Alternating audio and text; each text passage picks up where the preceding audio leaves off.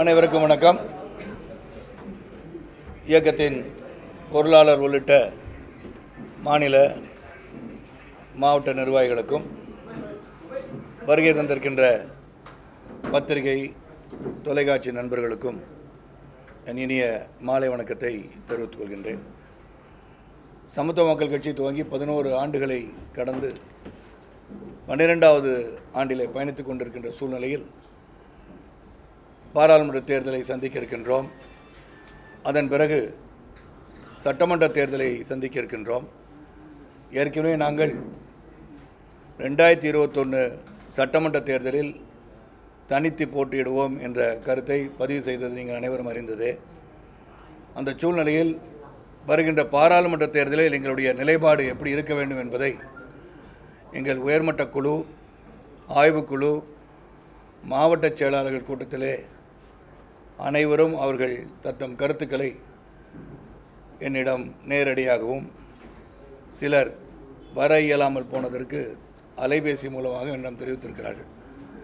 இதன் அடிப்படையிலே கடந்த 1 மாத காலமாக கலந்து ஆலோசித்து, உயர்மட்ட குழுவுடன் கலந்து ஆலோசித்து, அதன் பிறகு விருப்பு மனுக்கள் பெறப்பட்டு என்று சொல்லும்போது அது பாராளுமன்ற தேர்தலாக இருக்கட்டும், சட்டமன்ற தேர்தலாக இருக்கட்டும், அதற்கான விருப்பு மனுக்கள் பெறப்பட்டு ஆய்வுகள் நடந்து கொண்டிருக்கின்ற சூழ்நிலையில் 5ஆம் தேதி அன்று நாங்கள் எங்கள் கருத்துக்களை இந்த பாராளுமன்ற தேர்தலின் நிலைப்பாடு குறித்து அறிவிக்கிறோம் என்று சொல்லியிருந்தோம். பொதுக்குழுவில் எடுத்த முடிவின் அடிப்படையில் அதை இன்று மீண்டும் ஒரு முறை மாநில, மாவட்ட, உயர்மட்ட குழுவிடம் நேற்றைய தினம் அறிவிப்பதற்கு முன்பு மீண்டும் ஒரு முறை எடுத்த கருத்துக்களை பரிசீலித்து நல்ல முடிவை எடுக்க வேண்டும் என்ற அடிப்படையில் இன்று அதை நாங்கள் அறிவிக்க இருக்கின்றோம்.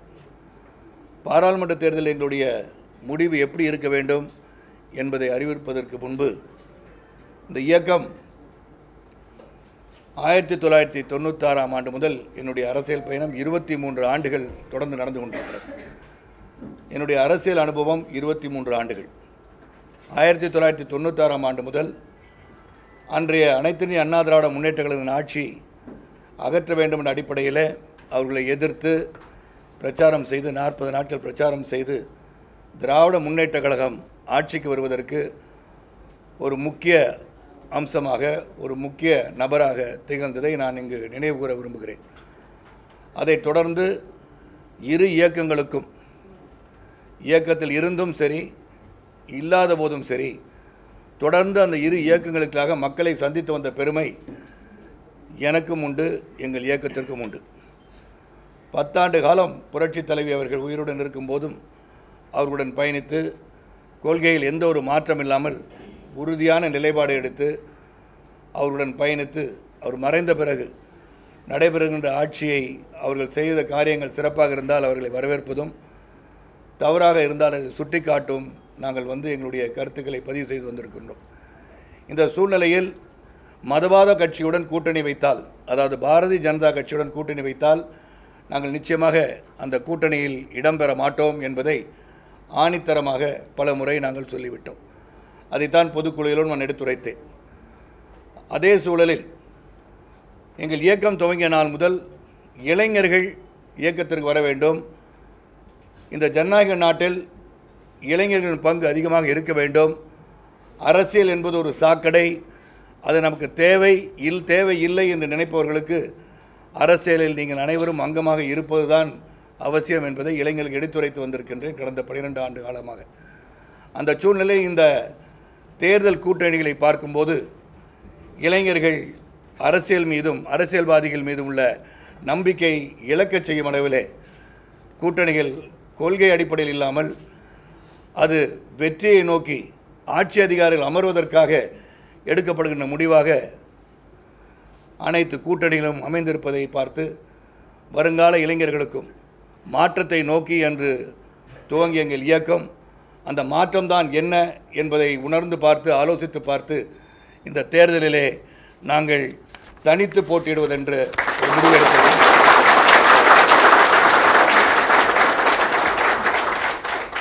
அதை நான் வாசித்து விடுகிறேன். அதன் பிறகு உங்கள் கேள்விகளுக்கு நான் பதில் சொல்ல கடமைப்பட்டிருக்கின்றேன். அகில இந்திய சமத்துவ மக்கள் கட்சி பாராளுமன்ற மக்களவைத் தேர்தலில் தனித்து போட்டி. அதிகாரப்பூர்வமான அறிவிப்பு. முக்கிய நிர்வாகிகளுடன் நடத்தப்பட்ட பலகட்ட ஆலோசனை கூட்டங்கள் நேற்று முடிவடைந்த நிலையில் இன்று எங்கள் இயக்கத்தின் முக்கிய முடிவினை தற்போது அறிவிக்கின்றேன். எதிர்வரும் மக்களவைத் தேர்தலில் அகில இந்திய சமத்துவ மக்கள் கட்சி தமிழகத்தில் தனித்து போட்டியிட முடிவு செய்து எங்களது அதிகாரப்பூர்வமான அறிவிப்பினை பத்திரிகையாளர் முன்னிலையில் நிர்வாகிகள் முன்னிலையில் வெளியிடுகிறேன். வெற்றி தோல்வி குறித்து கவலைப்படாமல் கொள்கைகளின் அடிப்படையில் தூய்மையான மக்கள் பணியிலும் பொது வாழ்விலும் ஈடுபடுவதற்கு இளைஞர்கள் பெருமளவில் முன் வருவதற்கு இன்றைய தலைவர்கள் வழிகாட்டுதலாகவும் முன் உதாரணமாகவும் விளங்க வேண்டும். 23 வருடகால அரசியல் அனுபவமும் 11 வருடகால கட்சியை நிறுவி பல்வேறு இந்திய அரசியல் நிகழ்வுகளை கூர்ந்து கவனித்தும் பணிபுரிந்தும் பயணித்த நான் எதிர்காலத்தில் அரசியலின் தரத்தை மாற்ற வேண்டும் என்ற உறுதியான எண்ணம் கொண்டு இந்த 2019ஆம் ஆண்டு பாராளுமன்ற மக்களவைத் தேர்தலில் எங்களது இயக்கத்தின் சகோதர சகோதரிகளை தனித்து போட்டியிட பணித்திருக்கின்றேன். மேலும் 21 சட்டமன்ற தொகுதிகளில் இடைத்தேர்தல்களிலும் எதிர்காலத்தில் சட்டமன்ற தேர்தலிலும் அகில இந்திய சமத்துவ மக்கள் கட்சி தனித்து போட்டியிடும் என்பதையே இங்கு பதிவு செய்கிறோம். தூய்மையான மக்கள் பணியில் ஈடுபட விரும்பும் ஒத்த கருத்துடைய அரசியல் மற்றும் பிற அமைப்புகள், அரசியல் களத்தில் மாற்றத்தை விரும்பும் குடிமக்களும் எங்களுக்கு ஆதரவு அளிக்க முன்வர வேண்டும் என்று என்னுடைய கருத்தினை முன்வைக்கின்றேன். தேர்தல் தேதி அறிவிக்கப்பட்டவுடன் வேட்பாளர் பட்டியலும் 21 சட்டமன்ற தொகுதிகளின் இடைத்தேர்தல் வேட்பாளர் பட்டியலும் அறிவிக்கப்படும் என்பதை தெரிவித்துக் கொள்கின்ற அதே சூழ்நிலையில் போர் தொடுத்துவிட்டால் அந்த போரில் வெற்றி வரலாம், போரில் தோல்வியை சந்திக்கலாம், போரில் மரணத்தையும் சந்திக்கலாம். இதை அனைத்தையும் சந்திப்பதற்கு நாங்கள் தயாராகிவிட்டோம். நாங்கள் என்று சொல்லும்போது சமத்துவ மக்கள் கட்சியின் சொந்த பந்தங்கள் அனைவரும் தயாராகிவிட்ட சூழ்நிலையில் வருகின்ற பாராளுமன்ற தேர்தலும் வருகின்ற எந்த தேர்தலாக இருந்தாலும் நாட்டிற்கு ஒரு வழிகாட்டியாக மாற்றத்தை உருவாக்க வேண்டும் என்று எடுத்துக்கொண்ட கொள்கையில் சற்றும் மாறாமல் இந்த தேர்தலில் தனித்து போட்டியிட முடிவு செய்வதை மீண்டும் ஒருவரை மகிழ்ச்சியுடன் தெரிவித்துக் கொள்கின்றேன். உங்கள் ஆதரவு எங்களுக்கு தேவை என்று கேட்டுக்கொண்டு விடைபெறுகிறேன். நன்றி, வணக்கம்.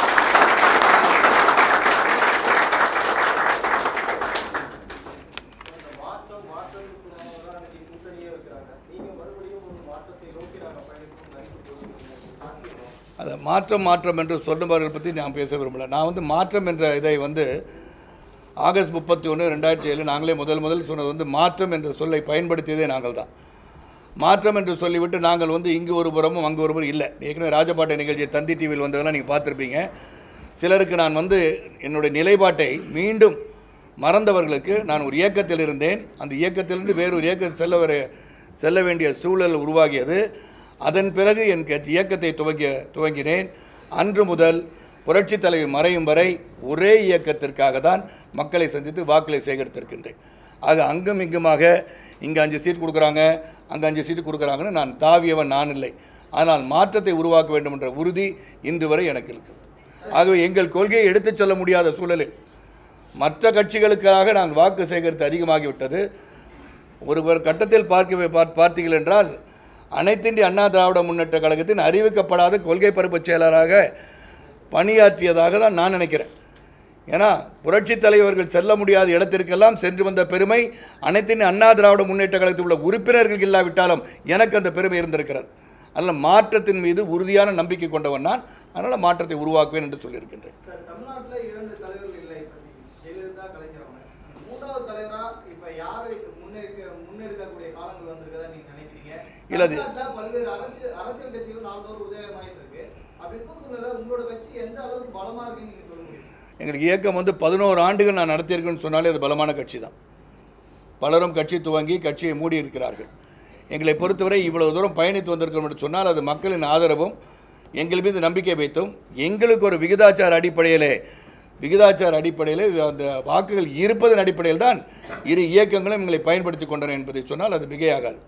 அப்படி இருக்கின்ற சூழ்நிலையில் ஒரு இயக்கத்தை துவங்கிய பிறகு அந்த இயக்கத்தின் தலைவன் அவன் கொள்கைகள் மக்களிடம் சென்றடைய வேண்டும். அது போகாத சூழ்நிலை உருவாகியதற்கு அனைத்து இந்திய அண்ணா திராவிட முன்னேற்ற கழகத்துடன் நாங்கள் பயணித்து விட்டோம். எங்களுக்கென்று ஒரு கொள்கைகள் இருக்கிறது, வீட்டுக்கு ஒரு விவசாயம், அதெல்லாம் வந்து தேர்தல் காலத்தில் நாங்கள் சொல்ல கடமைப்பட்டிருக்கின்றோம். ஆகவே எங்கள் கொள்கையை எடுத்துச் செல்கின்ற தொலைநோக்கு சிந்தனை கொண்ட சமத்துவ மக்கள் கட்சி நிச்சயமாக ஒரு காலத்தில் ஆட்சி பீடத்தில் அமரும் என்ற நம்பிக்கை இருப்பதால் நான் மற்றவர்களை பற்றி நான் சொல்ல கடமைப்படவில்லை. என் மீது நம்பிக்கை மட்டுமல்ல, மக்கள் மீது நம்பிக்கை, மக்களை வந்து வேறு திசை திருப்பாமல் சமத்துவ மக்கள் கட்சி உறுதியான இயக்கமாக வளர்ந்து கொண்டிருக்கிறது. எங்கள் வந்து தெளிந்த நீரோடையாக ஓடிக்கொண்டிருக்கின்றோம். அலைபாய்ந்து ஓடுகின்ற ஆற்று வெள்ளமாக இல்லாமல் தெளிந்த நீரோடையாக ஆழமாக பாய்ந்து கொண்டிருக்கிறோம் என்பதை மட்டும் தெரிவித்துள்ளேன்.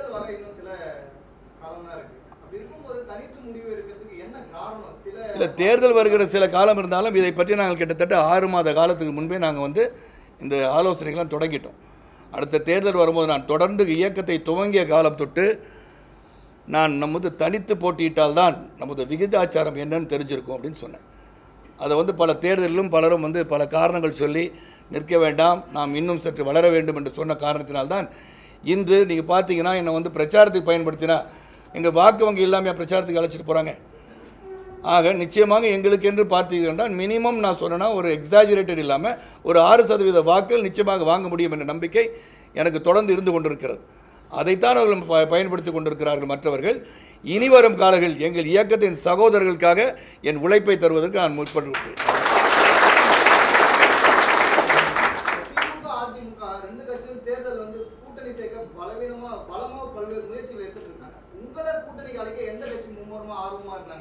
இல்லை, இங்கே வந்து குழு அமைத்து என்னிடம் பேசவில்லை. நான் தான் முந்தானத்து கூட பத்திரிகையாளர் சந்திப்பில் சொன்னேன். அந்த இயக்கத்தில் உள்ள சிலர் என்னிடம் தொடர்பு கொண்டு நீங்கள் இங்கே இருந்தால் சிறப்பாக இருக்குன்னு சொன்னாங்க. அதை நான் வந்து ஒரு குழுவென்று நான் எடுத்துக்கொண்டு அவர்கள் பேசவில்லை. பேசுகிறவங்க பேசிட்டு தான் இருந்தாங்க. அவங்கள்ட்ட பேசுகிறவங்கள்ட்ட நான் போய் கருத்து சொல்லி பேச முடியாதுல்ல. ஸோ எங்களை பொறுத்தவரை நான் வந்து எங்களுக்கு முக்கியமானவை எங்கள் உயர்மட்ட குழு, எங்களுடைய ஆய்வுக்குழு, எங்களுடைய மாவட்ட செயலாளர்கள், எங்கள் சகோதர சகோதரியான இயக்கத்தின் சகோதர சகோதரிகள், அவங்க எண்ணம் என்னன்னு பார்த்தா என்னவாக இருந்தாலும் தனித்து போட்டிடும். அதான் சொன்னேன் இல்லையா, போர் என்று வந்தால் தோல்வி வரும், வெற்றி வரும், மரணமும் வரும். அதை சந்திக்காமல் இருந்தால் நம்ம இயக்கத்தின் சதவீதம் தான் என்ன, அது என்றைக்கு தான் பார்க்க போகிறோம், அது இந்த காலத்தில் இறங்கி பார்த்துருவோம் தான் முடிவு பண்ணிட்டோம்.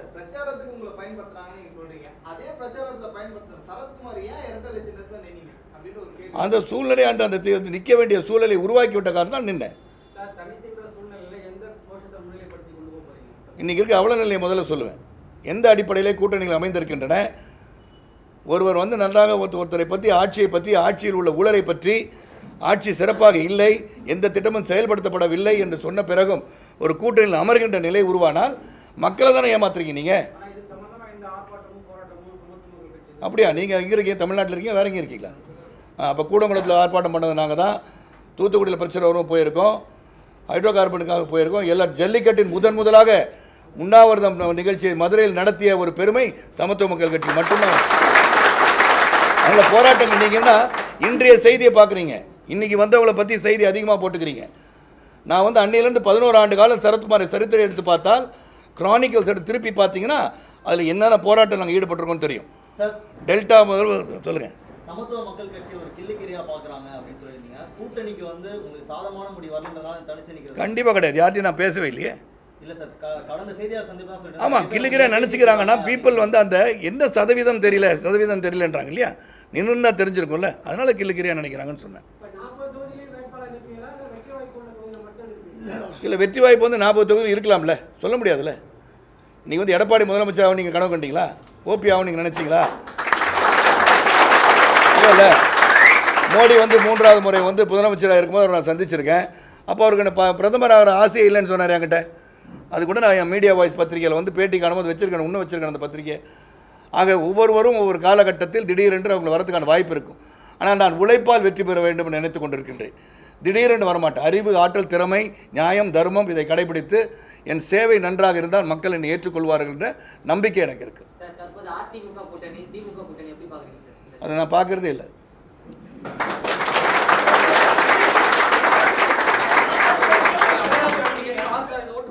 சொல்லுங்க. இல்லை, நான் சொன்னதுங்க நீங்கள், நான் எனக்கு 6% இருக்குன்னு நான் சொன்னேன்னா இருந்த அந்த காலகட்டத்தில் அது மினிமம், நான் பேர் மினிமம் போடும் தெரியுமா, வாட் குட் பி அப்படின்னு நினச்சி பார்த்தா எல்லா சதவீதத்தையும் குறைச்சி பார்த்தா ஒரு 6% மினிமம் இருக்கிறதுக்கான வாய்ப்பு இருக்குன்னு நான் நினைக்கிறேன். அது அடையாளம். நான் சொன்னது 6% வாக்கு வங்கி நான் வச்சுருக்கேன். நான் சொல்ல என் வாக்கு வந்து 35% கூட வாங்க முடியும். பெருந்தலைவர் வந்து இந்திரா காந்தி எதிர்த்து ஒரு இயக்கத்தை துவங்கிய பிறகு அவர் 35% வாங்கினார். ஒரு சீட் தான் ஜெயிச்சார். நாங்கள் கொடுத்தா 40 இடத்துல நின்று வந்து 35-40% காமிச்சு சட்டமன்றத்தில் நாங்கள் தான் ஜெயிப்போம். வெற்றி தோல்வி பற்றி தான் சொல்லிட்டேன். ஸோ இந்த தேர்தல் தான் எங்களுக்கு எங்கள் வாக்கு வங்கி என்ன என்று தெரியக்கூடிய ஒரு நிலை உருவாகணும்னு நம்புகிறேன். கண்டிப்பாக இளைஞர்களுக்கு முன்னுரிமை தரப்படும். நீங்கள் இளைஞர்கள் எவ்வளோ பேர் எங்களுக்கு போட்டியிட வருகிறார்கள் சொன்னால் அவர்களுக்கு நாங்கள் தரத்துக்கு நாங்கள் தயாராக இருக்கோம். எங்கள் மாணவர் அணி தான் உட்காந்துருக்கேன், முன்னாடியே உட்காந்துருக்கு. Architect, one of the famous architect in the country, who could be a world famous architect sitting right in front of me. அவர் சொன்னார்னா அவரே நிற்கிறேன்னு சொல்லிட்டாரு. அப்போ அந்த இளைஞர்கள் அவர் வந்து சேகரித்து கொண்டு வருவார். இளைஞரணி இருக்காங்க இங்கே பக்கத்தில் இதோ உட்காந்துருக்காங்க. ஸோ இளைஞர்கள் எவ்வளோ பேர் இருக்காங்க? என் கூட இருக்கலாம் இளைஞர்கள் தானே, முதியோர்களாக இருக்காங்க. பேசுறீங்க மற்ற கட்சியெல்லாம் இளைஞராக இருக்காங்க. சொல்லுங்கள். அதை நான் சொல்கிறேன், உங்களுக்கு தான் சொன்னேன். தேர்தல் அறிவிக்கப்பட்டு அந்த அறிக்கை படிக்கும்போது படித்தேன்ல, தேர்தல் அறிவித்த பிறகு எங்கள் வேட்பாளர் பட்டியல் அறிவிக்கப்படும்.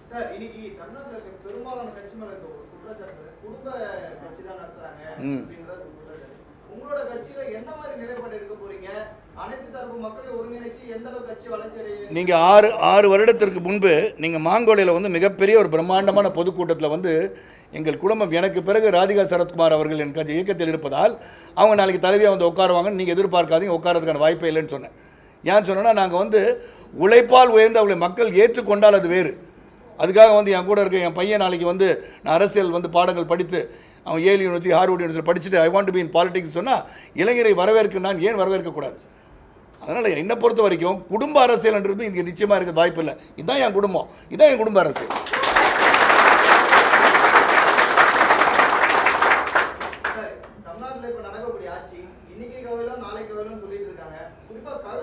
நீங்கள் எப்போ கவலைன்னு நினைக்கிறீங்க?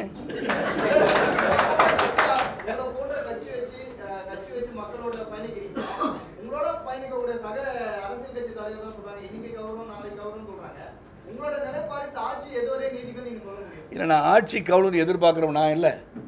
என்னை பொறுத்த ஒரு ஆட்சி 5 ஆண்டு காலம் நடக்கும்னு நினைக்கிறவன் தான். அது எடப்பாடியாக இருக்கட்டும், யாரை வேணா இருக்கட்டும். ஏன்னா மக்கள் வந்து ஒரு தேர்தலில் 5 ஆண்டு காலம் இவர்கள் நமக்காக சிறப்பாக சேவை செய்வார்கள் என்று தேர்தலில் வாக்களிக்கிறார்கள். இந்த ஆட்சி நாளை கவலைன்னு நான் நினைக்கவே மாட்டேன். நல்லபடியாக 5 ஆண்டு காலம் ஆட்சி புரியட்டும்.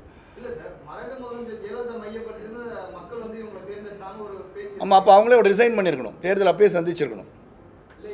அந்த மாதிரி நடக்கிறது இல்லைல்ல. இல்லைங்க, ஊழல் குற்றச்சாட்டு வச்சவங்களாம் ஒன்றும் சேர்ந்துருக்காங்கன்னு சொல்கிறேன். நான் இனிமேல் தானே அவங்கள பற்றி சொல்லுவேன். சொல்லுங்க. ஆமாம், யாருக்காக? இல்லை, இவங்களுக்காக நான் பிரச்சாரம் பண்ண காரணத்தினால் இயக்கத்தின் கொள்கைகளை மக்களிடம் சரியாக எடுத்துச் செல்ல முடியவில்லை என்ற வருத்தம் இருக்க தான் செய்யுது. இவங்களுக்காக பிரச்சாரம் செய்ததால் எங்களுடைய கொள்கைகளை மக்களிடம் எடுத்துச் செல்ல முடியவில்லை என்று வருத்தப்பட்டுக் கொண்டிருக்கின்றேன். இனிமே எப்போதும் தனிச்சு தான் போட்டி. பஸ் வெற்றி தோல்வி மரணம்னே சொல்லிட்டு அதுக்கு மேலே எதுவும் வார்த்தைகள் இருக்கா? அது சொல்லிட்டு ஒத்த கருத்து உள்ளவர்கள நாளைக்கு சொல்ல முடியும். இப்போ தேமுதிக இன்னைக்கு வந்து என் அன்பு சகோதரர் விஜயகாந்த் அவர்கள் வந்து இன்னும் வந்து அந்த தேர்தலில் வந்து அந்த பக்கம் இருக்காரான்னு தெரியல. ஆகவே ஒத்த கருத்து உள்ளவர்னா எனக்கு வந்து நான் ஏற்கனவே சொல்லிட்டேனே, புரட்சி கலைஞர் விஜயகாந்த் அவர்கள் திடீரென்று இல்லை சரத்தம்லாம் ஒன்றா சேர்ந்து செயல்படலான்னு சொன்னால் ஓகே, ரெடி. நாளைக்கு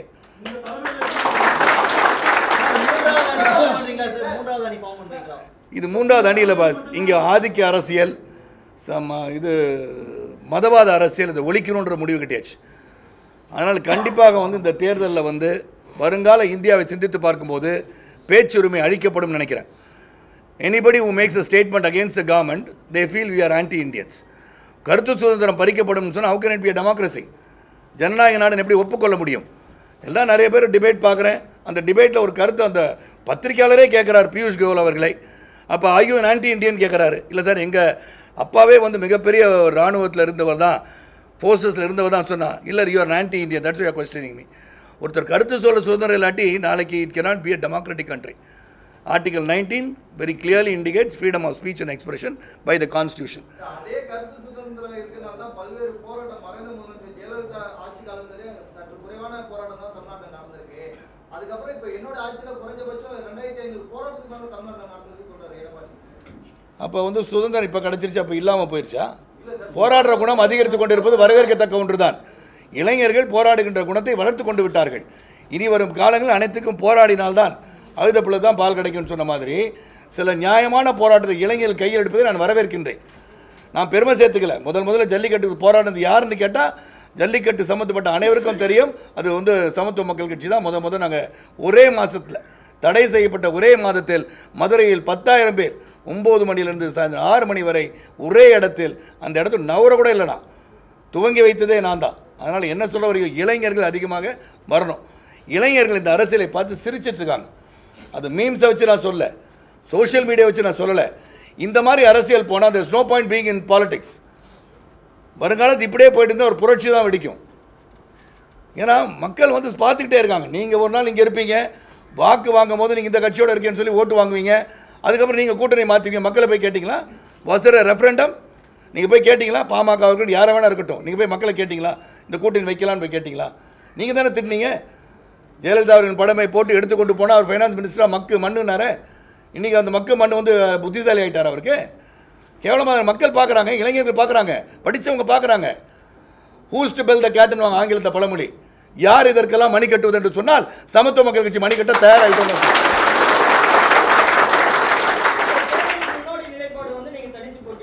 ஐயா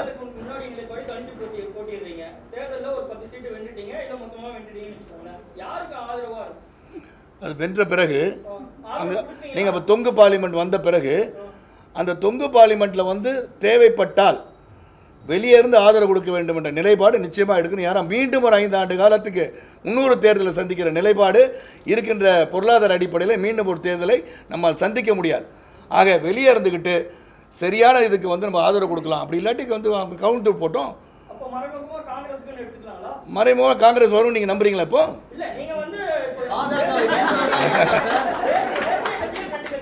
ரெண்டே கட்சி தான் இருக்குது, மற்ற கட்சியெல்லாம் இருக்கு. எல்லா மாநில கட்சிகளும் இன்னைக்கு வந்து ஒரு நிமிஷம் கண்டிப்பாக யார் வராங்களோ மதவாத கட்சிக்கு நிச்சயம் ஆதரவு இருக்க முடியாது. உங்களுக்கே தெரிஞ்சு போச்சுல்ல. கண்டிப்பாக மாற்றுக்கிறதே கிடையாது. அப்படி இருந்துச்சுன்னா Congress is forming or not முதல்வர். நாளைக்கு எல்லா மாநில கட்சிகளும் ஒன்று சேர்ந்து தான் அமைக்க வேண்டும் என்ற நிலை வரும்போது நாட்டில் வந்து நம்ம வந்து இதை வந்து மறுபடியும் ஒரு தேர்தலை சந்திக்கின்ற சூழ்நிலை, பொருளாதார அடிப்படை, மீண்டும் மக்களுக்கு ஒரு தேர்தல் என்ற நிலைப்பாட்டில் எங்கள் 10 சீட் தான் இல்லாட்டி எங்கள் 15 சீட் தான் ஒரு ஆட்சியை அமைப்பதற்கு உதவியாக இருக்கும் என்ற நிலைப்பாடு வந்தால் வெளியே இருந்து யாரும் மந்திரி சபையில் சேராமல் நாங்கள் வந்து சப்போர்ட் பண்ண தயாராக இருப்போம் கொள்கை அடிப்படையில்.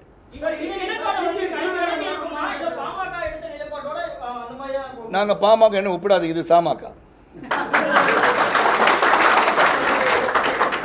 ஏன்னா சா இருக்கனால அது சத்தியம் இருக்கும்.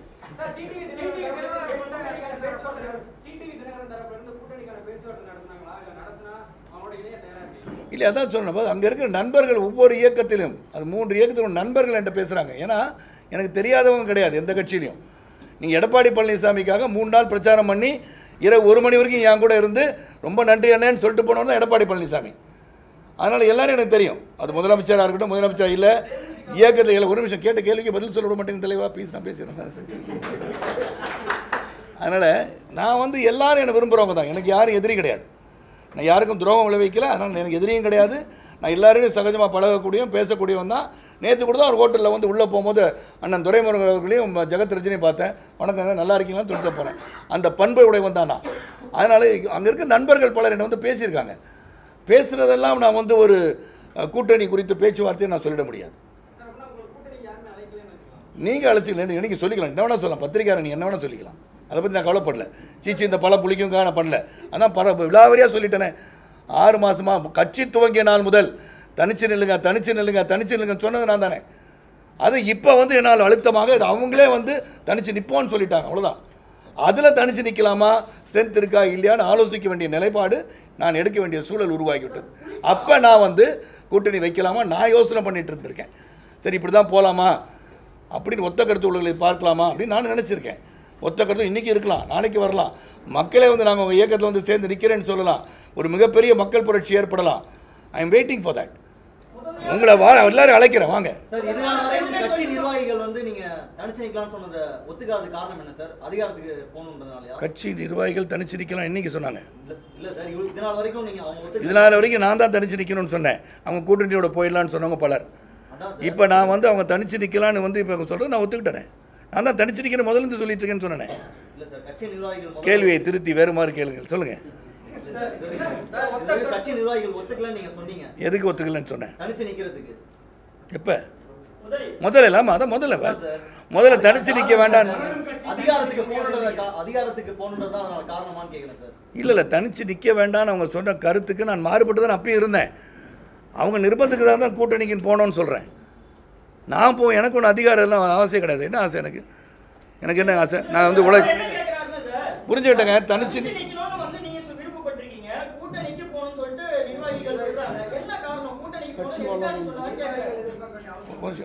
கொலைப்படாது. அதாவது தனிச்சு நிற்கணும். தனிச்சு நின்றால் தான் ஒரு என்ன சதவீதம் தெரியும். பலமுறை சொல்லும்போது அவங்க கூட்டணி விரும்பியதுக்கு நம்ம வந்து வளர்ந்துக்கிட்டு இருக்கோம். சில சமயத்தில் you have to be Machiavellian in your decisions சொல்லுவாங்க. சாணக்கியன் போல் நடந்து கொள்ள வேண்டாம். இப்படி போய் அப்படி வந்தால் நல்லா இருக்குமா? ஒரு தண்ணியில் தத்தளிச்சிட்ருக்கோம். ஒரு கட்டை கிடச்சா அதை பிடிச்சிக்கலாமா? அதனால் யார் கட்டைன்னு இங்கே சொல்ல விரும்பலை. ஆனால் என்னை பொறுத்த வரைக்கும் sometimes you have to travel அப்படின்னா கரை சேர வேண்டும் என்று சொன்னால் சில உதவிகளை நாடணும். அப்போ இந்த கருத்தை இங்கே கைப்பற்றலாம், இதை கைப்பற்ற அவங்க ஒத்த கருத்துக்கு வரும்போது சரி அவங்க கேட்குறாங்க. நான் நம்பி இருக்குது, அவங்கள நம்பி தான் கட்சி நடத்திட்டு இருக்கோம். ஸோ அவங்க சொல்லும் போது அந்த கருத்துக்காக போன ஒழிய எனக்கு பதவி கிடைக்கணும் நான் ஒன்றும் போல.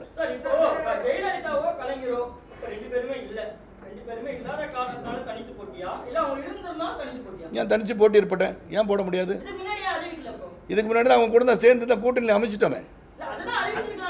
ஆமாம் அதான் சொல்ல மறுபடியும் அதே கேள்வி கேட்குறீங்களா? நீங்கள் பாடப்பட கதை மாதிரி கேட்குறீங்க சகோதரா. முதல்ல தனிச்சு போட்டீங்கன்னு சொன்னதே நான் தானே. வேண்டாம்னு சொன்னது தானே மற்றவங்க எல்லாம். அப்போ தனிச்சு போடுறது எனக்கு தைரியம் இருந்தாலும் நிற்கலையே. 1996ஆம் ஆண்டு கேட்குற கேள்வி பதில் சொல்கிறேன். 96ஆம் ஆண்டு உக்கிரமான நிலையில் புரட்சி தலைவர் இருக்கும்போது சரத்குமார் ஆகிய நான் மட்டும்தான் அவங்களை எதிர்த்து போராடினேன். நான் மட்டும்தான் சொன்னேன். 40 இடத்துல வந்து பிரச்சாரம் பண்ணேன். அப்போ வந்து ரஜினிகாந்த் அவர்களே வந்து அமெரிக்காவுக்கு போயிட்டார். ஆண்டவனே காப்பாற்ற முடியாதுன்னு களத்துக்கு வந்தாரா? நான் களத்தில் போய் போராடினேன். அப்போ நான் பயந்தவனா? அவங்க இருக்கும்போது நான் பயந்தனா? அவங்களை எதிர்த்து போராடி திராவிட முன்னேற்ற கழகம் அமர்வதற்கு காரணம் நானும் ஒருத்தன். அதில் அப்புறம் எப்படி நான் வந்து பயந்துருப்பேன்? பயம் என்பது வாழ்க்கையில் கிடையாது. பயப்படுறது ஒருத்தர் இறைவனுக்கு மட்டும்தான். வேறு யாருக்கும் நான் பயந்தவும் கிடையாது.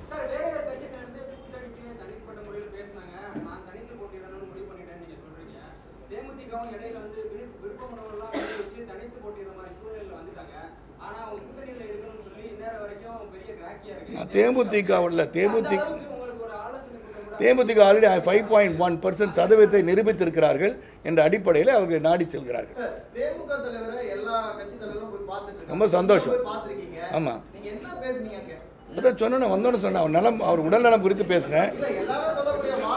கேள்வி கேட்டால் பதில் சொல்ல விடுங்க தெளிவா. நானும் அங்கேருந்து தான் இங்கே வந்து உட்காந்துருக்கேன். அதனால தான் நான் கேட்குறேன். அவர் போய் பார்த்து தான் விழாவரியாக வெளியே வந்து சொன்னேன். ஃபஸ்ட்டு உடல் நலம் தான். எனக்கு என் அன்பு சகோதரர். அது மற்றவங்களாம் போய் பார்க்கறதுக்கு முன்னாடியே நான் ஒரு நாள் வந்து 1 week before all this people மெட்டும். அப்போ நான் இந்துஸ்தான் கல்லூரியில் 4000 மாணவர்களை சந்திக்க இருக்கின்ற சுதேஷ் அவர்களே, அதில் இன்றைக்கி எல்லாம் வர முடியும் 5 மணிக்கு வரட்டுமான்னு கேட்டேன். அதுக்கு முன்னாடி யாரும் போய் பார்க்கல. நான் கேட்டேன் அன்றைக்கி. அப்போ அவங்க சொன்னாங்க 5 மணிக்கு வரட்டுமான்னு கேட்டேன். இல்லை அன்றைக்கி அவங்க வந்து கொஞ்சம் ரெஸ்ட் எடுக்க வேண்டியிருக்கு, நீங்கள் வந்து நாளைக்கு வரீங்களான்னா மறுநாள் என் மகனை பார்ப்பது நான் சிங்கப்பூர் பயணமாயிட்டேன். வந்த உடனே வந்து பார்த்துட்டேன். இதுதான் நடந்தது.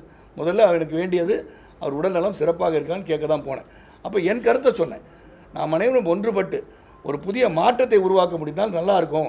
அது ஏன் கருத்து. நீங்கள் உங்கள் இயக்கத்தில் எடுக்க வேண்டிய முடிவை எடுங்கள் என்று சொல்லிவிட்டு தான் வந்தேன் ஒழிய நான் வந்து அவங்கள போய் ப்ரெஷர் கொடுத்து நம்ம ஒன்று சேர்ந்துடலாம், நம்ம இன்னொரு கூட்டணி உருவாக்கிடலாம் என்ற பேச்சுவார்த்தை நடைபெறவில்லை.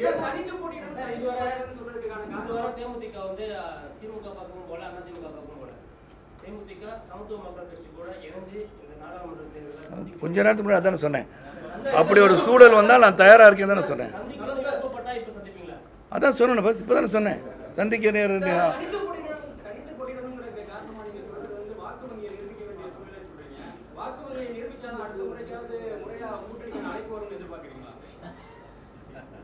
அதாவது வாஸ் நீங்கள் ரொம்ப கிளவராக கேட்குறதா உங்களுக்கு நினைப்பு.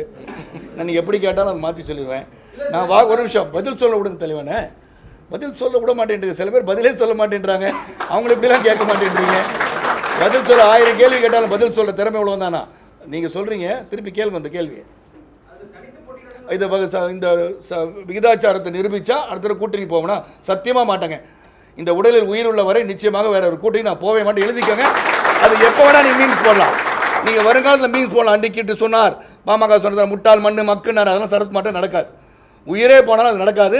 அப்படி கட்சியில் இருக்க மற்ற விரும்பினா அந்த கட்சியில் நான் இருக்க மாட்டேன். சொல்லுங்க அடுத்தது. உங்களோட கொள்கைக்கு உடன்பட்டு வரக்கூடிய கட்சியோட நீங்க சொல்றீங்க. உடன்பட்டு வரும் கட்சியோட நினைவே நான் சொல்ல திருத்தம். உங்கள் கேள்வியில் ஒரு திருத்தம், என் பதிலில் ஒரு திருத்தம். நான் சொன்னது ஒத்த கருத்து உள்ளவரை என்னை ஆதரிக்கலாம் தான் இந்த அறிக்கையில படிச்சிருக்கேன். ஒத்த கருத்து இருந்து விஜயகாந்த் வந்தால் என்னன்னு கேட்டீங்க, வரவேற்பேன். விஜயகாந்த் சாரை போய் பார்த்து நான் சந்திச்சு அவர் முன்னா நிற்கலான்னு சொன்னால் நிற்கிறேன் தான் சொல்லிட்டேன். ஓகே சார், விஜயகாந்த் சாரை பார்த்துட்டீங்க, அவர்கிட்ட உங்களோட கொள்கையை சொல்லிட்டீங்க, கருத்தை சொல்லிட்டேன், கொள்கையை சொல்லிட்டேன். அடுத்து வேற எந்த தலைவரை நீங்க சந்திக்க போறீங்க? சந்திப்பதற்கான முதல்ல இப்போ தானே சொல்லியிருக்கோம், தனிச்சு போட்டியிடும் சொல்லி யாரோட ஃபோன் பண்ணலாம்ல, நிறைய பேர் ஃபோன் விஜயகாந்த் சாரை போய் அப்ரோச் பண்ணிருக்கீங்க. அப்ரோச் பண்ணல, correction. I want to call on him. உடல்நிலை குறித்து விசாரிக்க சென்னேன். It is not approach. என் நண்பரை பார்க்க போகிற பேர் அப்ரோச் கிடையாது. வழியே தெரியாத வந்து போகிறதும் அப்ரோச். அதையும் சொல்லிட்டேனே. மூன்றாவது கட்டமாக பார்க்கணும்னு அவசியம் இல்லை. நாங்கள் தனித்து போட்டியிடன்னு சொல்லிட்டோம். ஒத்த கருத்து உள்ளவர்களுடன் இணையலாம், அவர் தேவைப்பட்டால் ஆதரவு தாங்கன்னு சொல்லிட்டோம். மக்களுக்கே ஆதரவு தாங்கன்னு சொல்லிட்டோம். ஒத்த கருத்து உள்ளவர் வந்தால் வரவேற்கிறேன்னு சொல்லிட்டேன். இல்லைங்க நம்மளாம் ஒன்றாவே ஃபைட் பண்ணலாமான்னு கேட்டால் அதுக்கு செவிசாய்க்க நான் தயார். அவ்வளோதான் சொல்கிறேன். அவர் கமல்ஹாசன் போய் இதே கேள்வியை கேட்டு ஒத்த கருத்துள்ளவர்களுடன் சரத்குமார் இணைகிறார் என்று சொல்லியிருக்கிறார். அன்பு சகோதரர் கமல்ஹாசன் அவர்களே, அதான் நான் பதில் சொல்லிட்டேன். அது கேட்டதுக்கு அவர்கிட்ட போய் கேளுங்க. கமல்ஹாசன் அவர்களே, இந்த மாதிரி சரத்குமார் ஒத்த கருத்து உள்ளவர்களும் இணையலாம் சொல்லியிருக்காங்க, நீங்களும் இணையலான்னு சொல்லியிருக்கீங்க அப்படின்னு அவர் போய் அந்த கேள்வி கேட்டு இணையலான்னு சொன்னால் அதுக்கப்புறம் பேசுவோம். யாரெல்லாம் சொல்லுங்க ஒத்த கருத்து உள்ளவங்க? இப்போ பிஜேபி கூட இன்னுமே தேமுதிக அதிமுக கூட உடன்பாடு பத்தி பேச்சு வாக்கு நடந்துட்டே இருக்கு. நீங்க என்ன ஒத்த கருத்துன்னு சொல்றீங்க, அது எப்படி ஒத்த கருத்து ஆகும்? எது ஒத்த கருத்து? யார் கூட? பிஜேபி என்ன ஒத்த கருத்து? அதிமுக கூட கூட்டணிக்கு இன்னும் பேச்சுவார்த்தை போயிட்டே இருக்கு சார். சரி, தேமுதிக ஆமா ஒத்த கருத்துடைய தேமுதிக நானும் ஒண்ணா இல்லைங்க. நான் வந்து சொல்றது வந்து என்னுடன் ஒத்த அவங்க பேசிட்டு இருக்காங்க. அவர் ஒரு நிமிஷம் புரிஞ்சுக்கிட்டேன் பாஸ். பிஎஸ்சி கணிதம் படிச்சிருக்கேன் கொஞ்சம். அதான் பாஸ், ஒரு நிமிஷம் நீங்கள் சொல்லிட்டு புரிஞ்சுது. புரியாட்டி நான் உங்களுக்கு திருப்பி கேட்டு என்ன சொல்றீங்க? அதாவது நீங்கள் சொல்றது அவர் பேச்சுவார்த்தை நடத்தி கொண்டிருக்கிறார். பேச்சுவார்த்தை முறிந்து விட்டால் அவர் வந்து பேசிட்டாரு. ஓகே, எனக்கு ஒரு நண்பராக தானே இருக்காரு. அப்போ சரி நான் வந்து முடியுதோ அவங்க எடுத்திருக்காங்க. நான் வந்து ஒன்றா சேர்ந்து நம்ம ஃபைட் பண்ண என்னன்னு கேட்டால் அது வரவேற்கன்னு சொன்ன ஒழிய அவர் வந்து அங்கே போகிறதோ அப்புறம் இந்த டிஎம்கே போகிறதோ அது எனக்கு ஒத்த கருத்து நான் சொல்ல வரல. It's not right. But I am trying to tell, அவங்களுக்கு வந்து அவங்க கட்சி எடுக்க வேண்டிய முடிவு அவங்க கட்சியின் சகோதரர் என்ன எனக்கு தெரியாதுல்ல. நான் வந்து ஒத்த கருத்து சொல்வது நாம் அனைவரும் ஒருங்கிணைத்து இந்த தேர்தலில் போட்டியிடலாம் என்று சொன்னால் அது ஒத்த கருத்து. உங்களுடைய கருத்துக்கெல்லாம் நான் சொல்ல வரல. அந்த இடத்துல difference of opinion can also alter because we can unite as a force to fight one single person. நீங்கள் அவங்க கூட தான் நாளைக்கு பேச்சுவார்த்தை நடத்தி இங்கே வரீங்கன்னு சொன்னால் நான் வரவேற்கிறேன்னு சொல்கிறேன். ஏன்னா இஸ் ஆல்சோ நாட் டெஸ்டட். அவர் வந்து சட்டமன்றத்தில் நின்னாங்க, அதுக்கப்புறம் பாராளுமன்றத்தில் அவங்க வெற்றி பெற முடியல. அதனால் இப்போ வந்தால் இப்போ இருக்கிற மக்கள் சூழலில் இந்த மாதிரி ஒரு ஜனநாயகம் சீரழிவு நடக்கும்போது நம்மால் ஒரு மாற்றத்தை உருவாக்க முடிந்தால் மாற்ற வேண்டும் என்ற எண்ணம் கொண்டவர்கள் என்னுடன் இணைய தயாராக இருந்தால், என்னுடன் இணைய தயாராக என் தலைமையில் இணையும் நான் சொல்ல, என்னோட இந்த கருத்தோடு இணைய தயாராக இருந்தால் இணைவோம் அப்படின்னு சொல்கிறேன். சார், உங்களுடைய பிரச்சாரம் வந்து எப்படி சார் இருக்கும்? சிறப்பாக இருக்கும். இரண்டு திராவிட கட்சிகளை எதிர்த்து இருக்குமா இல்லை ஆளுங்கட்சியை மட்டும் தான் எதிர்த்து இருக்குமா? எதுக்கு ஆளுங்கட்சியை மட்டும் எதிர்த்துருக்கணும்? இரண்டு திராவிட கட்சி எதிர்த்து திராவிட கட்சின்னு இல்லை பாஸ், யார் யார் வந்து கூட்டணியில் வந்து ஆண்ட கட்சிகள் மட்டும் இல்லை பாஸ், அவங்க கருத்தில் என்ன சொல்லியிருக்காங்க, நம்ம என்னத்தை எதுக்குறோம், எதுக்காக எதுக்குறோன்றது மட்டும்தான் இருக்கும் ஒழிய பர்சனல் அட்டாக் என்னுடைய பிரச்சாரத்தில் இருக்காது. கொள்கை அடிப்படையில் நிச்சயமாக இருக்கும். பிஜேபி எதிர்ப்புன்னு வரும்போது அங்கே ஆளும் கட்சி அவர்களுடன் இணையும் போது அவர்கள் வெற்றிக்காக அவர்களால் தூண்டப்பட்டவர்கள் வந்து கூட்டணி வைத்திருக்கும் போது அவர்களை நிச்சயமாக அதிகமாக எதிர்க்க வேண்டிய சூழல் எனக்கு வரும்.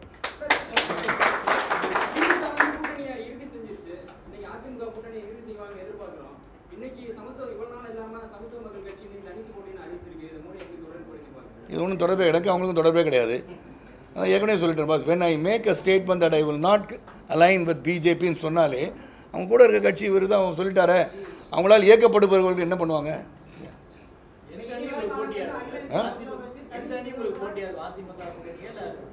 இது வந்து ஒரு ஓட்டப்பந்தயத்தில் ஓடுவது வந்து யார் போட்டின்னு என்னால் சொல்ல முடியாது. ஓட்டப்பந்தயத்தில் வெற்றி பெற்ற பிறகும் தோல்வி பெற்ற பிறகும் யார் வென்றார்கள் அப்படின்னு தெரியும். போட்டிக்கு தயார்னு நாங்கள் சொல்லிட்டோம், போட்டியில் தான் சொல்லிட்டோம். மறுபடியும் சொல்கிறேன், வெற்றி தோல்வி மரணம் என்பதன் போர். எங்களை பொறுத்தவரை போட்டியிடுவோம். போட்டியில் உறுதியாக கடுமையாக என் இயக்கத்தின் சகோதரர்கள் பணிபுரிந்தால் வெற்றிக்கான வாய்ப்பு இருக்கலாம் என்று தான் சொல்கிறேன். அவ்வளோதான், நாங்கள் அதுக்கு தான் போகிறோம். யார் தயாராக தயாராக இருக்காங்களா வெளியே?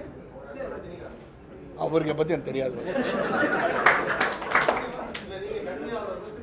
கண்டிப்பாக விமர்சித்த போது அவர் சொன்ன ஸ்டேட்மெண்ட்டுக்காக விமர்சிச்சிருக்கேன்.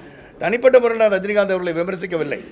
அவர் வந்து தூத்துக்குடியில் போயிட்டு வந்த பிறகு அங்கே இருப்பவர்கள் தீவிரவாதிகள் சிலர் இருக்கிறார்கள் எனக்கு தெரியும் அப்படின்னு சொல்லும்போது suppression of the fact is a punishable crime அப்படின்னு சொன்னேன். ஏன்னா நீங்கள் வந்து இவன் தான் கொலை செஞ்சா எனக்கு தெரியும் அப்படின்னா அடையாளம் காட்டணும்ல. அவன் அடையாளம் காட்ட வந்து அது குற்றம் தான் சொன்னோம்லையே. தனிப்பட்ட முறை நான் ரஜினிகாந்த் எதுக்கல. இன்னொரு கேள்வியும் சொல்லிடுறேன். அவங்க கேட்டாங்க உங்கள் நண்பர்களான ரஜினிகாந்த் கமலுடன் கூட்டணி வைப்பீங்கன்னு கேட்டாங்க. நண்பர்கள் தேர் கொலீக்ஸ்ன்னு சொன்னேன். இதெல்லாம் எதிர்ப்பு கிடையாது. என் கருத்து இன்றைக்கும் தான். நண்பர்ன்னு சொன்னால் நான் தான் பலமுறை சொல்லிட்டேன். Rajinikanth is my friend. மற்றவங்களாம் என் நண்பர்கள் இருக்கலாம். நண்பர் என்பது நான் வந்து அடிக்கடி பழகி பேசி டெய்லி உட்காந்து பேசிகிட்டு இருக்கோம் நண்பர்கள். என் கூட பயணித்தவங்க நிறைய பேர் இருக்காங்க. நண்பன் கூப்பிட்றேன், என் பக்கத்தில் வலது கரத்தில் உட்காந்து பொருளாளர் உட்காந்துருக்கான். நண்பன் இவன் ஒருத்தன் தான் கூப்பிட்றேன். ஏன்னா 40 வருஷம் என் கூட இருந்திருக்கான். மற்றவங்க எல்லாமே என்னுடைய வந்து உறவுகள் ஆகிட்டாங்க இப்போது. ஸோ நண்பர் ஆல்சோ இருக்கும் உறவு. வந்து சேர்ந்தவங்க எல்லாமே என் கூட உருவாகிட்டாங்க. எனக்கு எல்லாமே நிறைய குடும்பம் இருக்குது, பெரிய குடும்பம் இருக்குது.